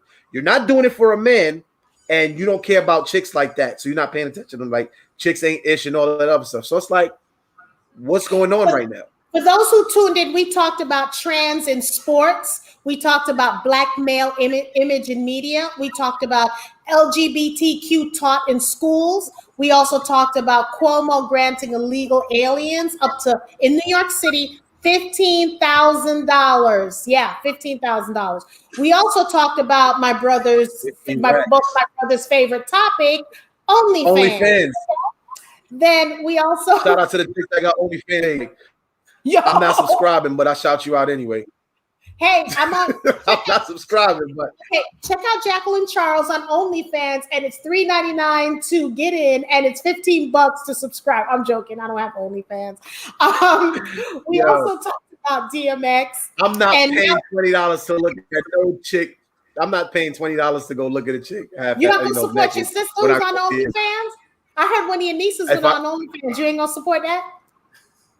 I knew Chris was gonna laugh. I knew Chris was gonna laugh when I said that. And we also talked about why women are pressuring men into marriage. I mean, if you have any comments down there, leave your comments because, again, don't forget to click like and subscribe to the Women Are Worthy Network. And tonight's show, we were just creating dialogue with my two brothers. It's called Opinionated Siblings, as you can see. So, this is interesting because I want to know, we were talking about why women are pressuring men, and we talked about also Derek Jackson. He's going to be on my mouth every week when we're on this show. I don't care if we're talking about it's a full moon, I'm going to bring up Derek Jackson. So, and then we were talking about Steve Harvey, and somehow he put out no new videos recently. Who, Derek Jackson? Yeah, he didn't put out no new videos recently. The last video he put out, he looked like a Taliban taking somebody prisoner, saying like if he's not giving him $30 billion, he gonna kill a hostage. That's what it looked like the last video he was in.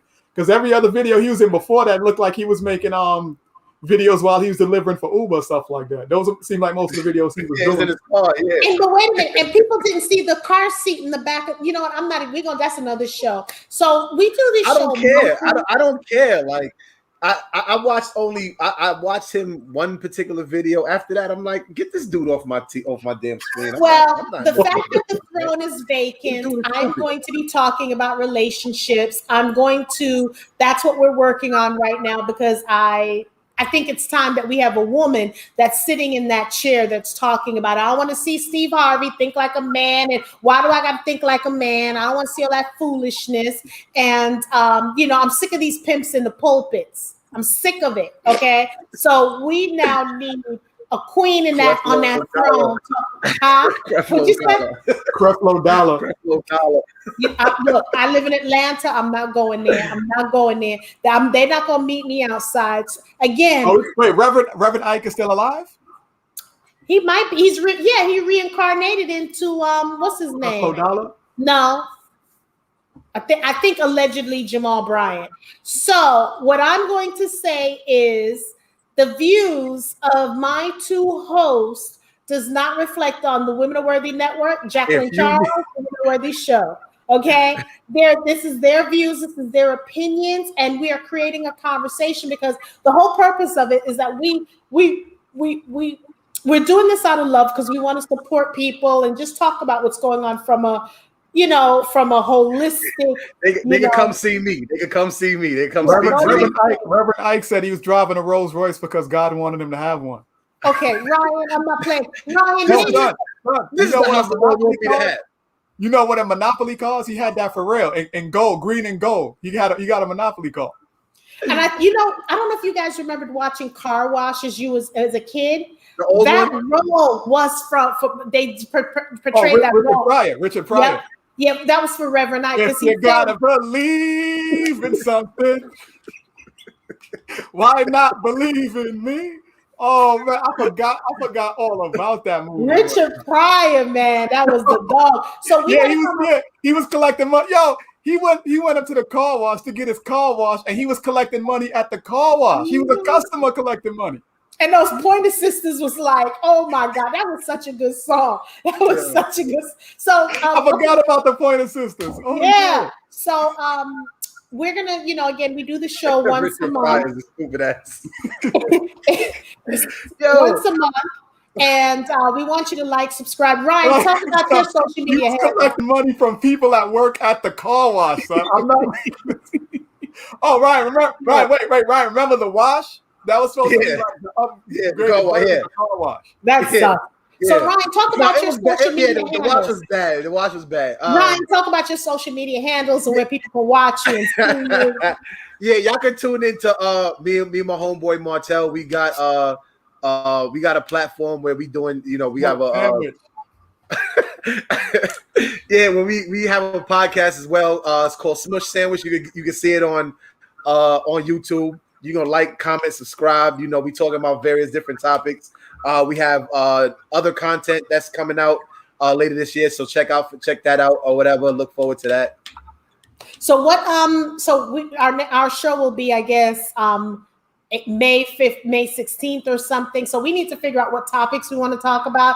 And I want to, have some lighthearted topics, because talking about why women are pressuring men. Oh my God. Tonight was I got a few we gonna bug out about or whatever the case. Yeah, because I want something, we can even talk about some old stuff, and I want to have fun and stuff like that. I mean, tonight I had fun. And wow. I got a few. And I know you're planning your big nuptials, so can you please send it early so we can get this together? I'm sending you a few ideas tomorrow. Okay, so then we could talk about it. And again, Chris, I love you. Ryan, I love you. It's so good being there with you guys. You know what I'm saying? So, and again, everyone has a sibling. If you have a sibling, there's opinion. So that's why we're called the Opinionated, Siblings podcast. So, well, it's brought to you by the Women Are Worthy Network. So it was great. It's Friday night.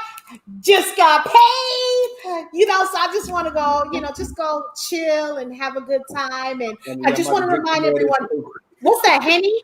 Is that Henny? Nah, some kind of cognac. So you drinking something that has an X on it. So yeah, like X, but I don't think it's that. That's right. That's right. That's I'm like, I'm not messing with you. So everyone, thank you for tuning in to the Women Are Worthy Network, which is sponsored the Opinionated Siblings. Don't forget to like, subscribe, share, and comment. Okay, comment. And again, don't hold me responsible for these two dudes. Don't hold me responsible. Hold me responsible. Come talk to me about it. We can talk about it. We can debate it. It's nothing. Okay, you big like that. All right.